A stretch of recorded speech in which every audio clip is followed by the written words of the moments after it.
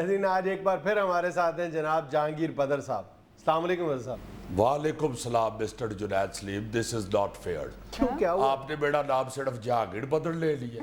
آپ کو میرا پورا نام پکارنا چاہیے. پورا نام کیا ہے آپ کا؟ قائد ایوان جہانگیر بدر صاحب. آپ یقیناً قائد ایوان ہیں لیکن یہ آپ کا نام تو نہیں ہے نا؟ نہیں نام کیوں نہیں ہے؟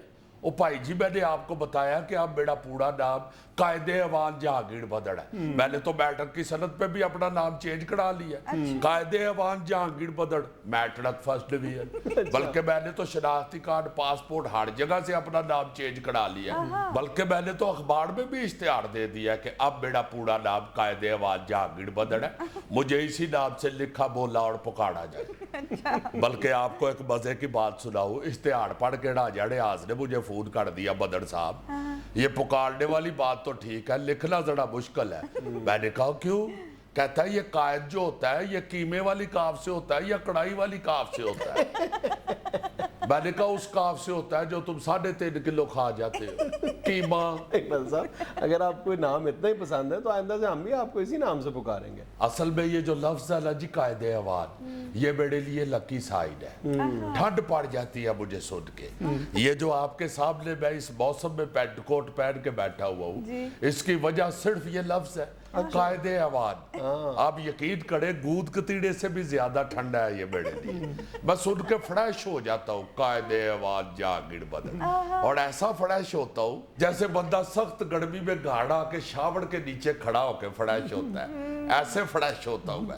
یا جیسے بندے کے کمر پہ خارش ہو رہی ہو اور خارش کو ہاتھ پڑ جائے. You are laughing at this. یہ بڑی قسمت کی بات ہوتی ہے کہ آپ کا کمر کی خارش کو ہاتھ پڑ جائے. یہ ایسے ہی ہے جیسے راجہ پرویز اشرف کا وزارت عظمیٰ کو ہاتھ پڑ جائے. وزارت عظمیٰ سے یاد ہے آپ ایم این اے کا الیکشن لڑ کے آپ وزیر اعظم بن جاتے. ہاں جی میرا نام بھی زیر غور رہا. کس کے زیر غور رہا ہے؟ میرے اپنے. اب دیکھیں میں ڈائریکٹ خود تو نہیں نہ کہہ سکتا تھا. میں ایک ایگوئسٹ آدمی ہوں. میں کس لیے اپنا نام لیتا.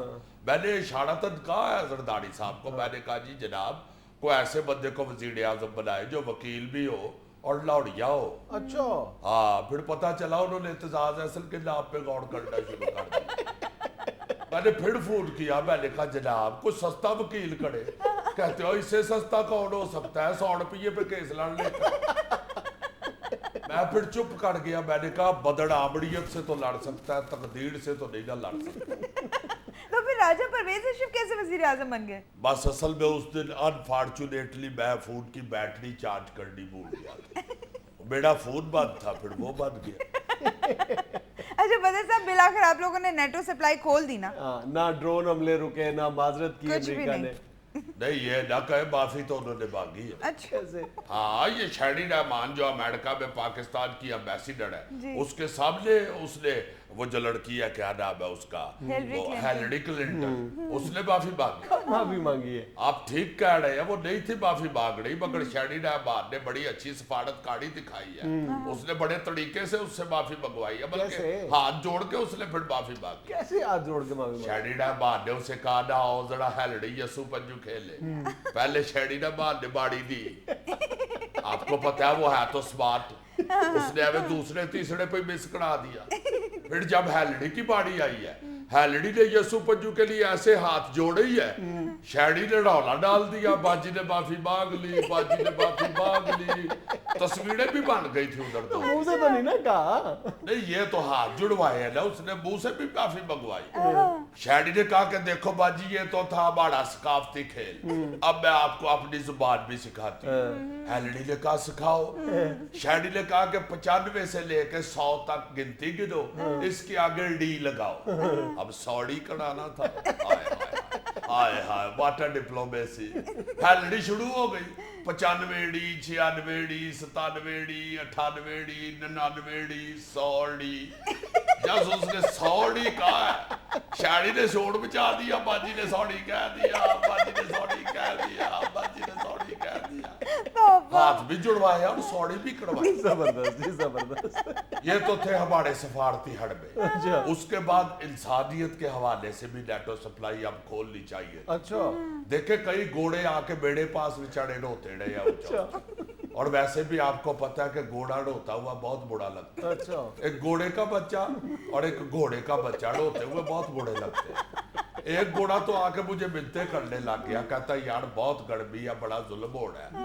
ادھر افغانستان میں جو ہمارے فوجی لڑ رہے ہیں بیچاروں کو پت نکل آئی ہے اور پت مار پاؤڈر بھی سپلائی نہیں ہو رہا. پھر اس گھوڑے نے مجھے ایک خط جیب میں سے نکال کے دکھایا, کہتا ہے ذرا یہ خط پڑھ لو جو افغانستان سے ہمارے ایک امریکی فوجی نے لکھا ہے.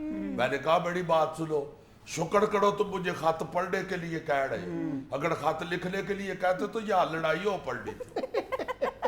بلیو بھی جنید صاحب, جب میں نے اس کا خط پڑھا تو میرا رونا ہی نکل گیا. شروع سے اس نے لکھا ہوا تھا ریسپیکٹڈ بردر جہانگیر بدر. ہائے ہائے ہائے, دیکھیں نا ذرا کیسا شاعرانہ انداز تھا اس کا.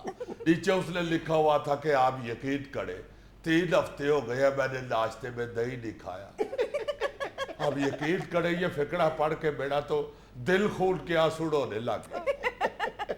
یار اللہ معاف کرے, ایک شخص کو دیکھیں 3 ہفتے ناشتے میں دہی نہ ملے, اس سے بڑی ہیومن ٹریجڈی نہیں ہو سکتی. 3 ہفتے یار دہی نہیں ہے. یہ ہمارے اپنے راجہ نے صاحب کو تو 3 گھنٹے نہ ملے دہی تو یہ اونچا اونچا ہونا شروع کر دیتے.